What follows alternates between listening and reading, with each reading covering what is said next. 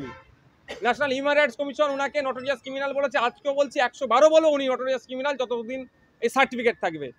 কিন্তু উনি আমার বিরুদ্ধে মামলা করার সাহস পাবেন এই নটোরিয়াস ক্রিমিনাল বলার জন্য। বাংলায় একজন নামকরা অভিনেতা, ওই সুযোগটা কাজে লাগিয়ে ওই গান টান মেলা খেলা করে মানুষকে মনোরঞ্জন দিয়ে যতটুকু জনসমর্থন ধরে রাখা যায় ও চেষ্টা করছে। আপনারাই তো দাদা ভাই বানিয়ে দিয়েছিলেন বিধানসভার গেটে উনাকে, হয়তো উনার লাইফে প্রথম উনি কোর্টে এসেছিলেন, সেটা আমার করা মামলায়। আবার মামলা করেছি, আবার উনাকে কোর্টে নিয়ে আসবো। আপনার সাথে আপনার দাদার 6 মাসের ছোট বড় নিয়ে স্বাভাবিকভাবে একটা প্রশ্ন উঠে যাবে। আমাকে কেউ যদি অবাঞ্ছিত ভাষায় গালাগালি করে, অবাঞ্ছিত ভাষায় আক্রমণ করে, আমি তো আইন ভেঙে তাকে অবাঞ্ছিত ভাষায় কথা বলতে পারি না। মমতা বন্দ্যোপাধ্যায় বলছেন যে তার বয়স 5 বছর বাড়ানো হয়েছে। গতকালই শুভেন্দু অধিকারী বলেছিলেন যে মুখ্যমন্ত্রী 70 বছরের বয়স হয়েছে, উনি বিভিন্ন জায়গায় ফাউল টক করে ফেললেন। আমাদের ওনার জন্য মাথা হেট হয়ে যায়, এই ধরনের ফাউল টক না করা ভালো। তারপরেই আজ মুখ্যমন্ত্রী বললেন যে ওনার বয়স 5 বছর বাড়ানো হয়েছে। ওনার দীর্ঘায়ু কামনা করি, আমরা সবসময় চাইবো, সুস্থতা কামনা করব। কিন্তু এই বয়স নিয়ে এটা নতুন নয়, এর আগে অনেক জলঘোলা হয়েছে। অনেকের অবসর নেওয়ার বয়স পাড়িয়ে যাওয়ার পরেও চাকরি করেছে এই বয়সের দুর্নীতি নিয়ে। তো ব্যাপারটা হচ্ছে হঠাৎ ওনার মনে পড়লো 5 বছর বয়স বাড়ানো হয়েছে। পাসপোর্ট থেকে শুরু করে তখন তার জন্ম সার্টিফিকেট অতটা বাধ্যতামূলক ছিল না, তখন উনি কি করছিলেন? ব্যাপারটা হচ্ছে সাবজেক্ট থেকে অবজেক্টের দিকে চলে যাচ্ছে। যখন পশ্চিমবাংলায় একটা শিক্ষক দিয়ে প্রায় 4000 মতো স্কুল চলছে, যখন এই প্রশ্ন মানুষ করতে চাইছে, তখন বয়স কম বেশি দেখাচ্ছে। যখন প্রশ্ন করছে সরকারি স্বাস্থ্যকেন্দ্রতে গিয়ে মানুষ শিক্ষা পরিষেবা স্বাস্থ্য পরিষেবা পাচ্ছে না, তখন কি দেখাচ্ছে? গঙ্গাসাগর মেলা দেখাচ্ছে। যখন মানুষ প্রশ্ন করছে যে 26,000 চাকরি প্রার্থী যারা আছেন, চাকরি করছেন অনেকে, তার মধ্যে চাকরিটা বাতিল হয়ে যেতে পারে সুপ্রিম কোর্টে, তখন কি দেখাচ্ছে? দীঘার জগন্নাথ মন্দির দেখাচ্ছে। এই ধরনের এড়িয়ে যাওয়ার চেষ্টা হচ্ছে, সাবজেক্ট থেকে অবজেক্টে যাওয়ার চেষ্টা করছে। ওনার 5 বছর বেশি হয়েছে কি ওনার 75 বছর বয়স, ওনার 65 বছর বয়স, সেটার থেকে বড় কথা হচ্ছে উনি যে প্রমিসগুলো করে সরকারে এসেছিলেন, সরকারি কর্মচারীদের দিয়ে দেওয়ার ব্যাপারে কেন্দ্রীয় সমাহারে সেটা দিতে ব্যর্থ হয়েছে। এই প্রশ্ন যখনই হচ্ছে তখন এড়িয়ে যাওয়ার চেষ্টা হচ্ছে।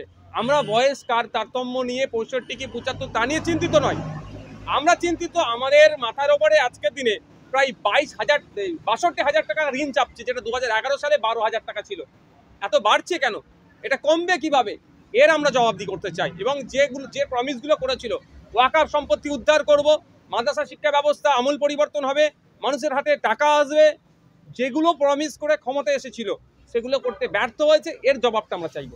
মুখ্যমন্ত্রী বলছেন তিনি এখনো জন্মাননি, যেদিন তার পৃথিবী থেকে তিনি বিদায় নেবেন সেদিনই তিনি জন্মাবেন। সার্টিফিকেটে আমার আর আমার দাদার বয়সের ফারাক মাত্র 6 মাসে। আমার নামটাও আমার পছন্দ নয়, আমার পরিচয় কেউ জানতো না।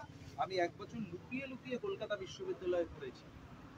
দেখুন, অনুষ্ঠান চেয়ারটাকে আমি সম্মান দিই বলে এই বিষয়ে আমি কিছু বিতর্কে জড়াবো না।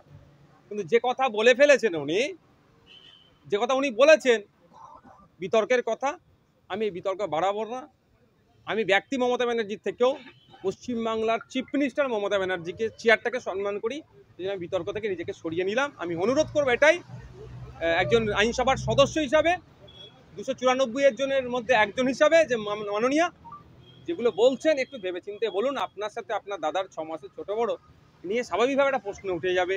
আপনি লুকিয়ে 1 বছর ক্যালকাটা ইউনিভার্সিটিতে আপনি ক্লাস করেছেন, তাহলে সেই সময় অপদার্থগুলো ছিল নাকি?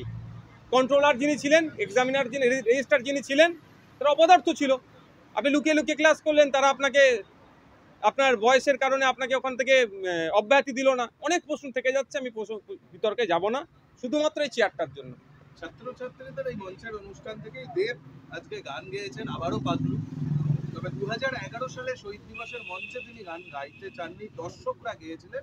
আজও ছাত্রছাত্রীদের সামনে সেই পাগলুই গাইলেন। তাছাড়া আছে কি ওনার?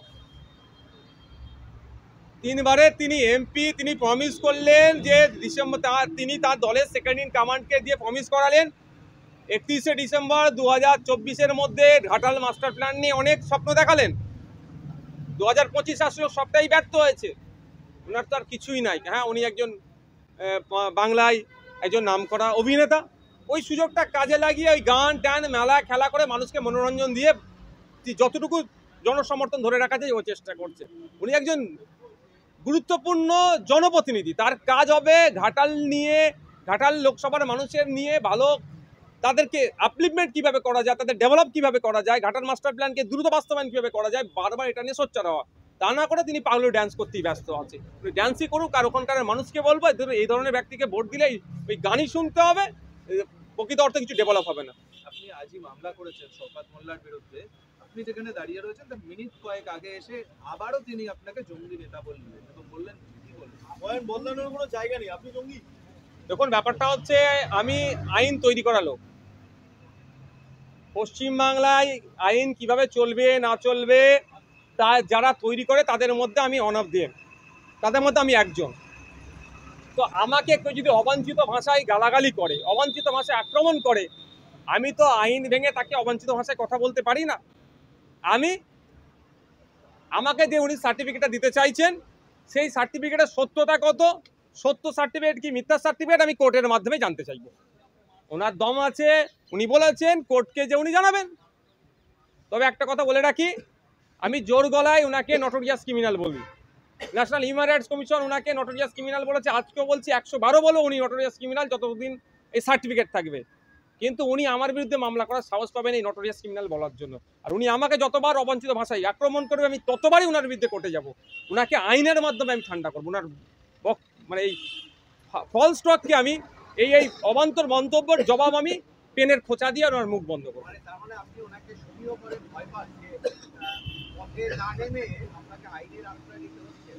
দেখুন, আমি আইনের একজন ল মেকার, আমি ওই ধরনের, উনি ল মেকার বললেও বাস্তবিক অর্থে উনি সংবিধানের শপথ করলে অসাংবিধানিক কাজ করছে।